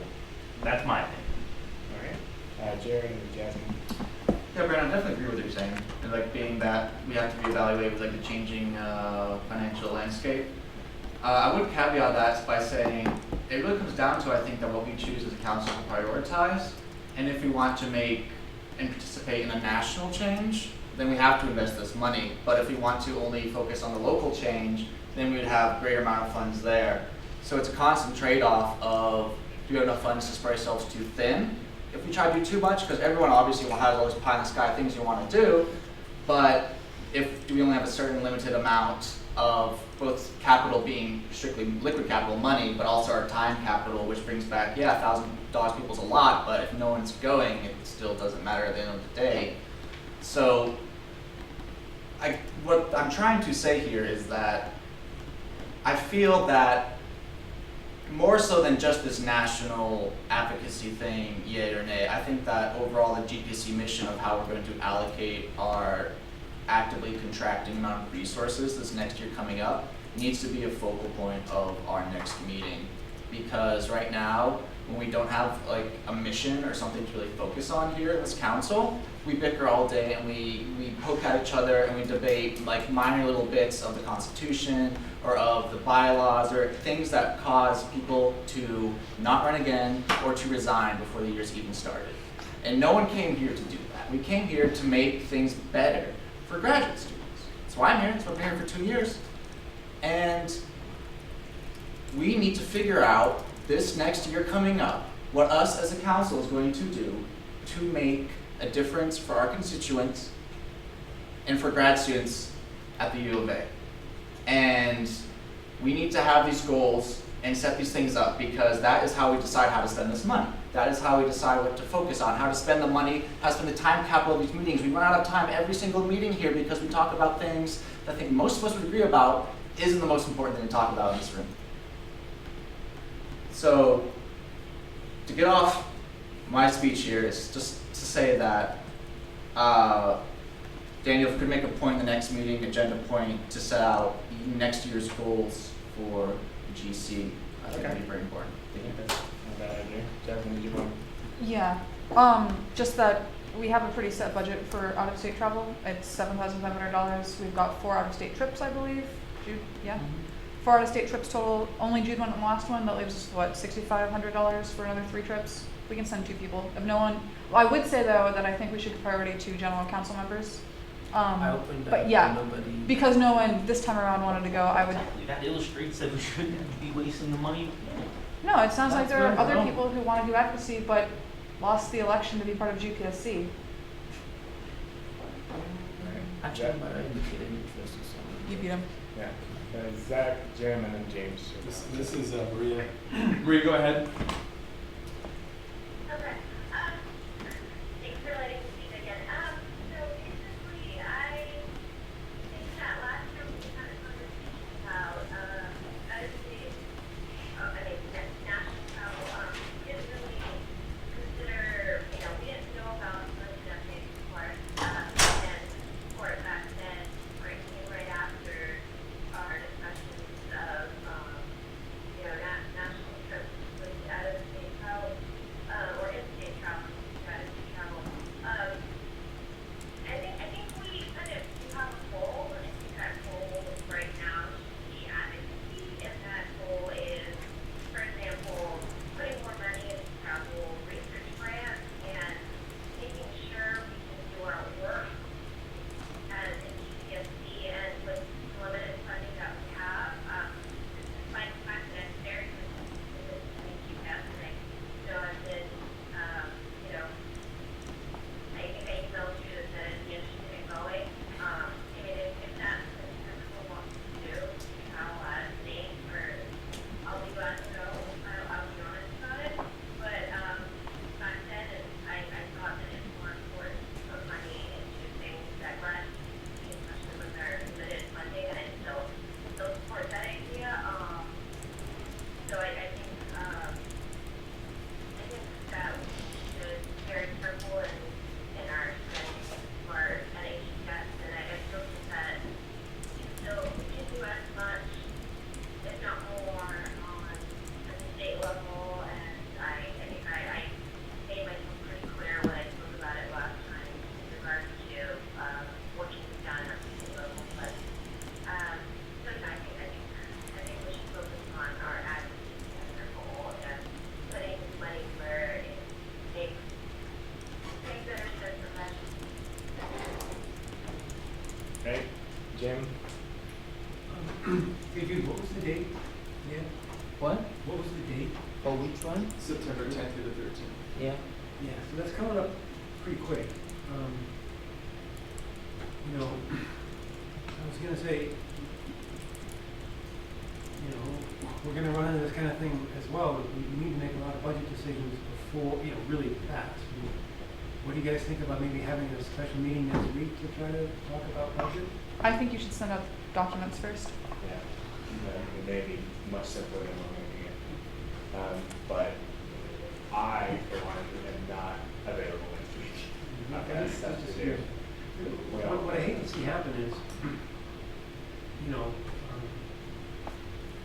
we cut off travel because we're worried about running out of money, and then we come up with some great idea that only pays for travel, and God, we don't know about that. So, and this proposing, the sooner we address our budget issues, the better. All right, anything else anyone wants to say? All right. Okay. Yeah, oh, sorry, James, yeah, you're next. Yeah, I just wanted to add that Jacob Wilson is also the College of Education Student Government President. So, like, maybe we should think of it in that light, because Jude is specifically trying to build connections between GPSC and the college student governments, and not just be like, well, he lost the election, so we're letting him go into prison. Like, I think we can look at it in kind of a broader sense. So I just wanted to clarify that. Okay. Anything else? So motion? I would actually second the motion that Jude takes Jacob to DC September 11th and 13th. So can I have ayes, please?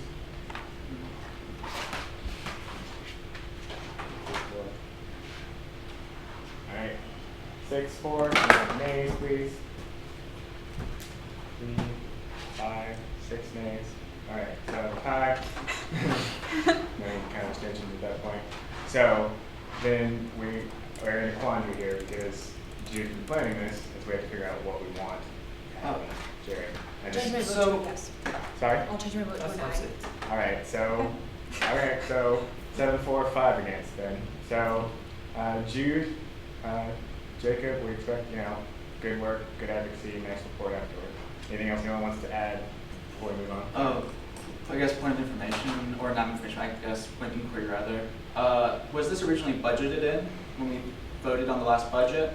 Actually, yes, I believe it was actually budgeted. So for like I'm 4 curious or to why 5 we're people. re-voting for individual things that were already voted on as part of the budget. Is this going to become the new norm that we have to vote for every single budget thing that's been pre-approved and we've already voted for? Is that where we're really going with this? When we have a situation where a budget is twice what the actual money we have, obviously we're gonna have to make those decisions. I think, Point of information, we're about $100,000 the last time travel grants funded for the people we represent. all right. I would just like to say that I take Brandon's point that we're kind of floating in emptiness right now, but I'm also, but hopefully when we look at a budget in a serious way, we can vote on a new budget that we don't have to do this every time. I just want to make sure that we're all clear on where this money's going, because we all have constituents we have to explain ourselves to. Jim? Yeah, just a point of clarification from what Zach just said. What I was presenting to you guys was all about the money we have to spend. We also did get cuts in what I was calling non-discretionary, like travel grants, and we got cut in our research grant money. I didn't talk about those cuts, because those are important cuts too. But dealing with our current budget crisis seems a more important thing to talk about. But I don't want us to be overlooking the cuts that also happen that are affecting our constituents. All right. So, nominations for social chair. Now that Elaine is out, we need a new one. We don't have an elections director currently. Chris and/or whomever program coordinator is running this week is going to gracefully step in. But right now we're just looking at nominations. And actually, if you want to run, I want to make sure everything's correct. If you want to run, email me by the next meeting is August 25th. Yes. Is that right? I think so. 22nd. So that will be 19th, 5 days? 5 days.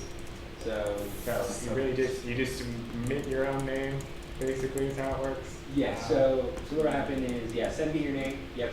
And up until 5 days of the the next PC meeting. That gives me the 3-day window to email to everyone on the GC who is actually running for those positions. And that way you all know who's going and everything, and then at that time they will have the opportunity to say a few words at the meeting for the actual voting. So, I will say, check the elections code for clarity, although it's not very clear, and, good luck with that. So, moving on to old business, and we only have 25 minutes left. Hopefully most of this we can just get through really quickly. All right, so the adding a non-JD law student rep, we've just heard from Jillian. Zach. Can we table this until December 15th? That's my motion. Second. Okay. All right, I have a motion to table this till December 15th. Well- What's the theory behind tabling? So there's some new information that could probably just get this off the agenda today, honestly. What is it? Are we The gonna vote on student the who's motion requesting? first, or- No, 'cause We're allowed to debate. You vote a motion and you have debate, you have to call the question.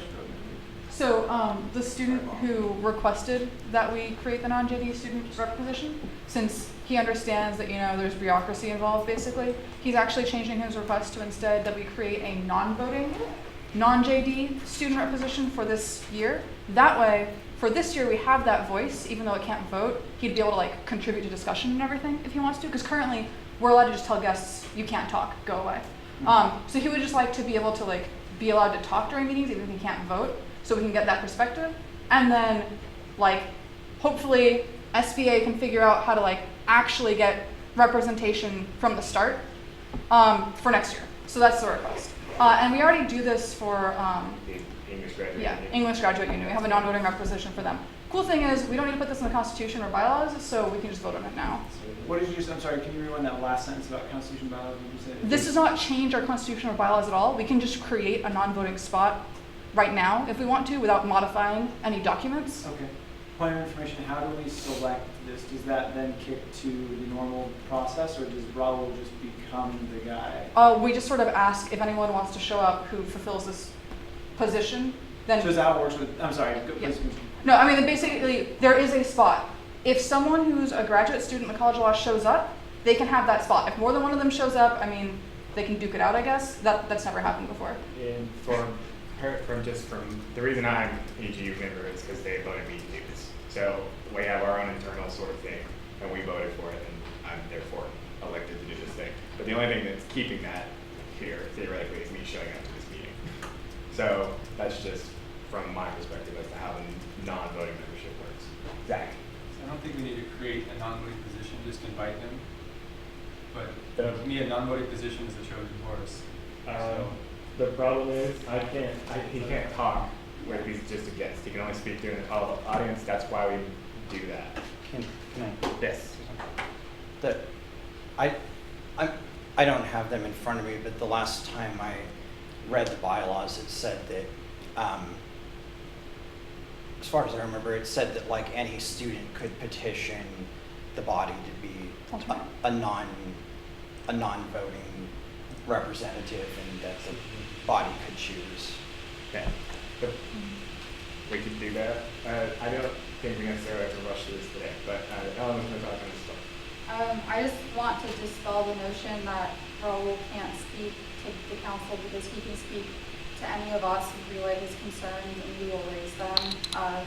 The quandary we're in is that Jillian has opened up her entire schedule and he's too busy, and I understand that. We're all extremely busy, but we're trying to speak, and so I don't understand how this would remedy the representation issue. It still leaves SBA and the actual law school governing body in the middle, and that's what we need to have the discussion. It doesn't remedy anything, other than having Raul be here and allowed to speak, which if he came and told me what he wanted to say, I would tell you.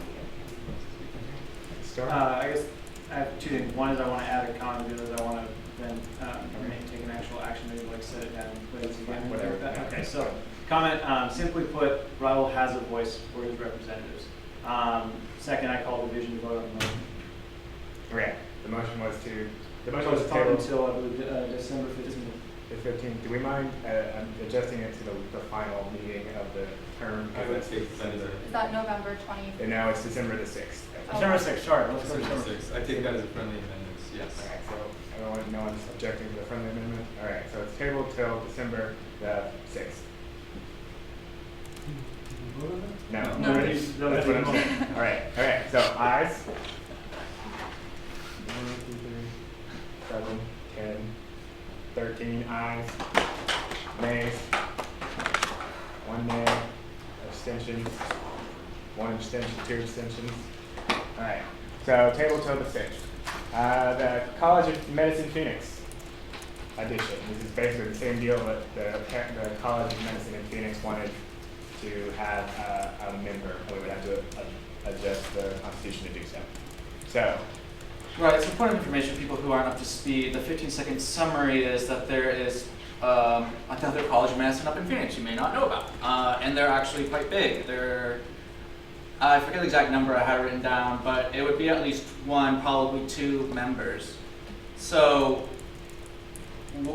they're a full part of the U of A. So what we have to do to make that fit in is either the College of Medicine as a whole gets 2 extra member representatives to sit here and vote, or we have to create a new separate section to divide College of Tucson and College of Phoenix. Because right now, the membership numbers that's used to calculate the College of Medicine membership on GPSC is only using College of Tucson's. So we are not representing all of them. so That's where we are. there are 2 problems. Basically, these people in Phoenix aren't being represented in it, are only being represented theoretically, and the other problem is the College of Medicine deserves 2 more slots probably. So, anyone want to talk about this? Zach? So College of Medicine Phoenix has their own student government, so they do have representation. They represent themselves in Phoenix. All individual colleges have their own student government. Like we have our student government here too. That's completely irrelevant. Jennifer? Yeah, no, I was gonna say the thing, like, we have our own student government that runs and represents itself, but without us here, they don't have representation at GPSC among other colleges of U of A. Yeah, have we ever received a petition from College of Medicine students themselves directly to our body, or just to you? Because I haven't heard anything from them yet. Jasmine? You're removing the bar, Zach. Last time you just wanted to know if we talked to them at all, and now you want a petition to come from them directly to you. Can you just sort of lay out exactly what you want to see if anyone wants representation on GPSC, so that we can just make sure to ask for that in the first place? Because like, I think at this point we're going to have to go back and be Are you like, asking me a specific question? Jasmine? yes, I am. Okay, Exactly I'm what not do you want gonna to ans- see? I'm not going to answer your question today. Okay, cool. That's great. Well then. Because it's directed at something else. All right, Jerry? Asking for additional and extraneous things that were not made clear to us before this very moment is not reasonable. I think what is reasonable is rectifying the current rules that we have right now, which is strict implementation. So for that to be, unless today we approve adding College of Medicine Phoenix as a separate voting college with their own members, then I would have to seek remediation saying that for our next election, special election that we do in the College of Medicine, that we elect not 1 new member, but 4 new members to make up for the numbers, because they are part of the College of Medicine and we are represented here currently, but we do not have the current amount of representatives. I personally would just rather have there be their own spin-off thing. I don't think 4 people from Tucson and no people from Phoenix is equal or fair at all, but that is currently the way the law is written. So we should vote, and I would like to say that unless anyone else has a burning desire, since we're running out of time here, to say that we should just call this a question, and I think that we should vote to add the College of Medicine Phoenix people as full voting members as accordance to their enrollment. Second. So we haven't clarified how many positions or It'll- number what- on exactly. It'll be, okay. Jim, some It's of at them least were 2. forever ago. I know it's 2 for a Yeah. fact. It's over 400, but it's less than 800. Yeah. So it's going to be. Brandon, I sent the amendment around the other day. Basically, we insert and College of Phoenix, and then just the normal 400 students as it Yeah. applies to everybody. They have more than 400. They have less than 800. I don't know the exact number, so it's going to be 2 regardless. All right. So we have a second. So can we have? I have a question. Okay, sure. I think I got lost, so has anybody spoken with the College of Medicine about their Yes. interest in Yes. joining? Jared. Jerry. And he Okay. CC'd me on it, so yes, this has definitely happened. Yeah, we talked to Okay. them. They want to be part of it. Sorry, I've been actually talking to their student government. Okay, so, okay. The last time we talked about this, the decision was Jared would go talk to them, we'd revisit it when we heard back from Jared. Mhm. I know, it's- Okay. I can't vote to say that they should join if no one's even spoken with them. Okay. No, they absolutely want to be part of it. And since I'm the current representative, they want to have their own separate representatives. Yeah, For a long list of reasons I'll tell you later. All right. Dylan, Jim, Brandon. For the purposes of like your college of medicine's count, so that you guys have your 2 reps, this college of medicine is not; those students are not included in that count. They're currently and not then, included. And then this representative would obviously be willing to commute to Phoenix twice a month, and commute from Phoenix twice a month. They'll be offered that, but most likely they'll probably be Skyping in similar to what Ray is doing now. There's a provision, if you live more than 10 miles away, then you get to Skype in as. Thank you for the clarification. Yes. Jim and then Brandon. So the Phoenix College of Medicine, they have their own student government? Like, are they going to do what you guys do, and they're going to elect? Yeah, assuming if you put the. Yes, exactly. So they do their own internal elections, like we do. Right. So like law school does.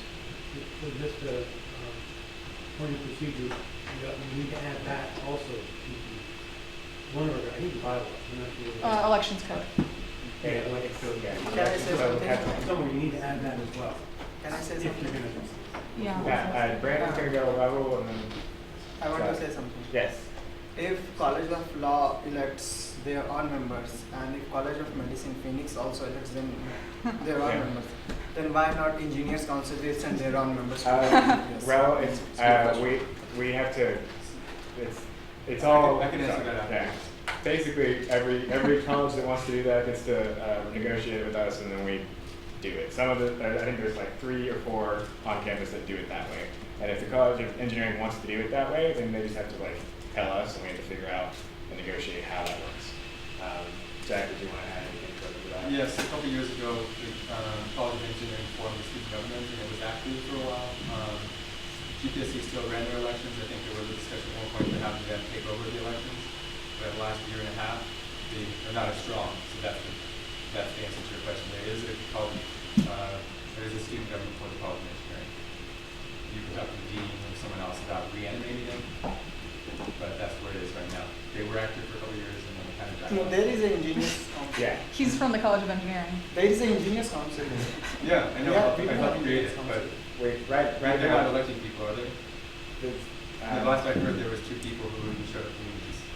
Call it division, call it questions Yeah. not relevant. So I think it's Engineers discussion. Council just Alright, do not represent graduate Rahul. students, that represent College of Engineering as a Rahul. undergrad and graduate board. I'm sorry, Raul, Jared's right. We were getting far away from the thing we're actually talking about. Brandon had something to say, and then we have to vote. I was just raising a question about whether there's going to be an issue. I see that our current College of Medicine positions are delineated 1 MD, 1 non-MD. I don't think that's. No, Is there's that 2 not- programs in College of Okay. Medicine. There's MD and there's non-MD, and they are counted separately, population-wise, and they have separate voting, everything. Right, So if you're it's like 2 PhD separate colleges. Sorry, if you're a PhD in physiology, for example, you're technically College of Medicine, but you're not an MD.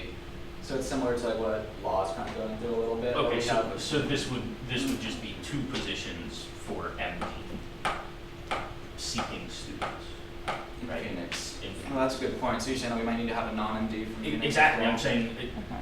do we need to make it so that one of these positions is MD and one is non-MD seeking to make sure that there's equal representation still? I think that's a good point, that we should also have the non-MD people from there, because I believe there's non-MD people there as well who are doing the research.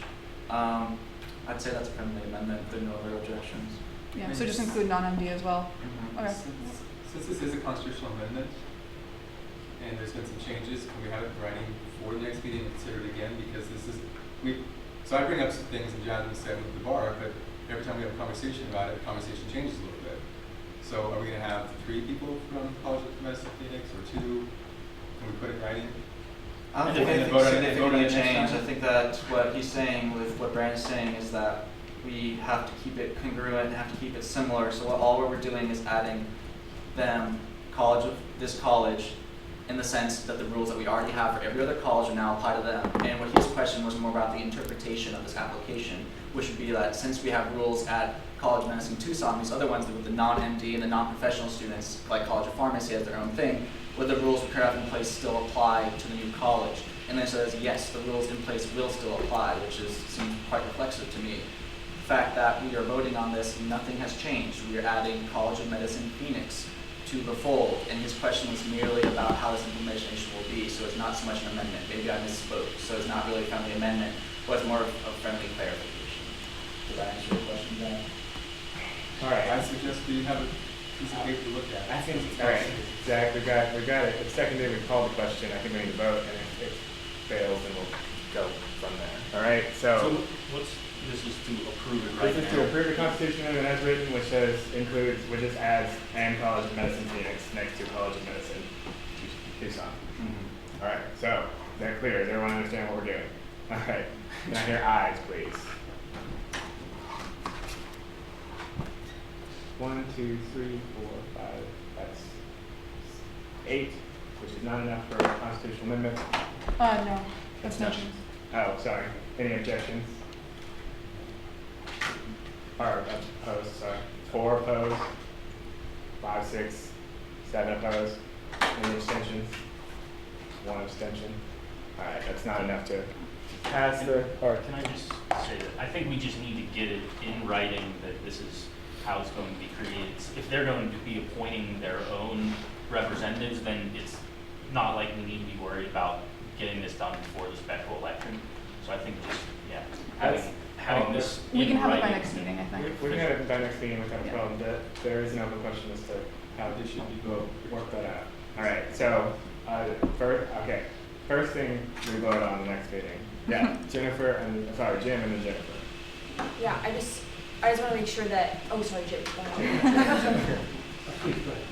I just want to make sure that we know then, or Jared knows really clearly what it is exactly that we need before the next meeting. Just very clearly outlines that, so we know what's required, so that this group of 400 plus students gets to have a voice and be a part of the college that they're a part of. My suggestion is that it's clear in writing and there's a voting process, that they're voted on by their constituents there. Yes, Jim. And what I wanted to sort of pipe in with just one more time, when you guys write your motion, or your motion to amend the Constitution, you could also write a motion to amend the elections code to cover this. I think Yes. it will happen. That will happen. All right, so we'll get you guys get that down and it'll be okay. All right, so that's moved on. Right, okay. The diversity inclusion statement that we're gonna add to the diversity statement we already have, which is here. This first paragraph is in the Constitution already. The second paragraph, which Zach has worked on, is added to this. What's the new part? The whole second paragraph is here.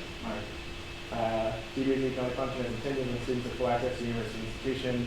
To that end, the principal purpose of the GBSE will be to ensure that structural inequalities like racism, sexism, homophobia et al. Do not deny students access to representation, and furthermore, that such structural inequalities within the university system are actively addressed by the GBSE.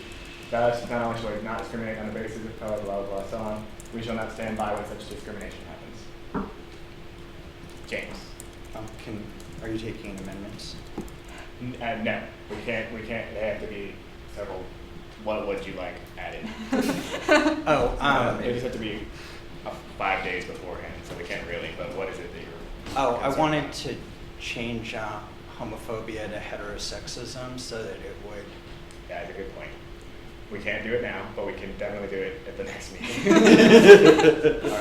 All right, I prefer to pass it, personally put this in there because we told everyone we were gonna do this a month ago. I sent out a letter, and then change homophobia to heterosexism is a minor change that I think we could probably all get full 3/4 through the thing too. Zach. So I agree as long as someone maybe next time can explain the difference, because there's people who study this stuff, and I'm sort of just as an outsider, like, okay, it sounds good. You can tell me the conceptual, intellectual differences. Do you want to hear that now? Let's not do it now. I asked for next time, so as long as we can do that, I agree with Daniel's motion to move down. We can just, yeah. Okay. All right, so that's what we're in. Any other questions or? If it hasn't been seconded, you'll second it. Yeah. Okay, second.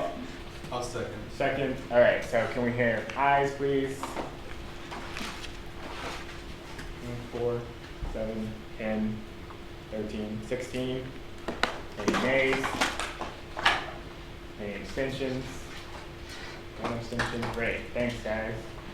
So we will update the governing docs accordingly.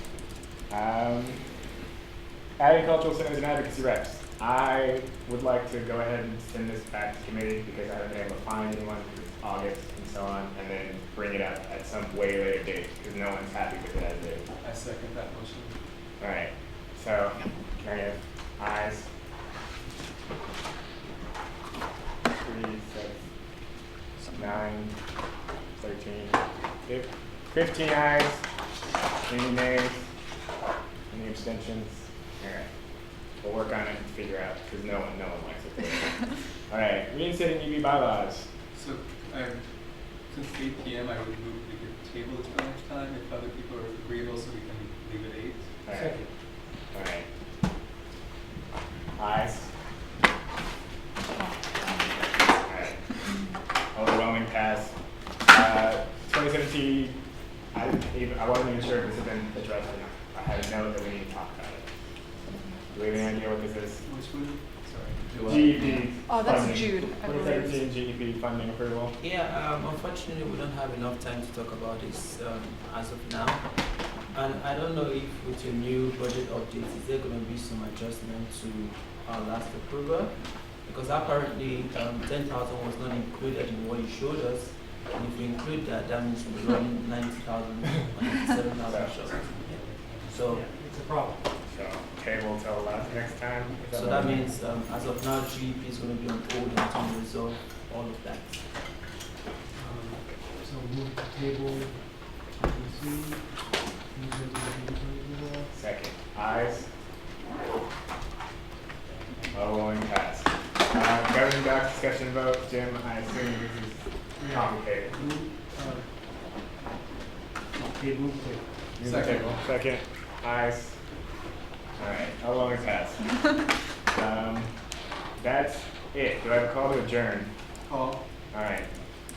All right. A motion to adjourn. All right. Overwhelming pass.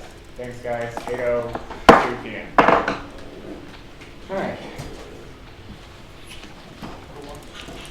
Oh, there's not been a sign-in sheet, has there? All right. Everybody follow me to the GBSD office and sign in. Here, actually, I've just got a notepad file open. If everyone wants to just shout their name out, I will just type you into the stupid notepad file. It'll be Can we fine. just give you our name plaque? That is good too. Yes. Put your name picture. But if you're proxying for someone, don't put it in the same pile. Yes. Yeah, so actually, if you guys, sound keeping track of it, put your name plaque here, your proxy. Okay, proxy's here. Okay. You Yeah, that's why she pulls out your table, everything that, other than the one person. She told me that she wanted me to look for. You're a liar, Zach. Is Danielle here or not? No, I sent her an email and that's what she said. Me. Zach, I guess you'll be able to up in a month or 3. Sorry about that. Engineering stuff. Yeah. Yes.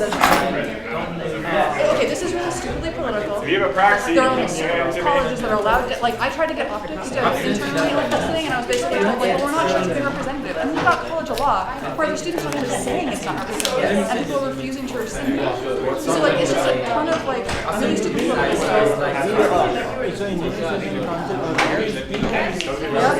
yeah. I mean, SOC does too, like we had engineers did. Yeah. Yep. This is all true. I'll send you the slides and if you have any questions. I can help you write the amendment. The problem is that it's just gonna get stonewalled because you're not willing to sort help. I'll send you the. Like, that's the issue. James, good to see you.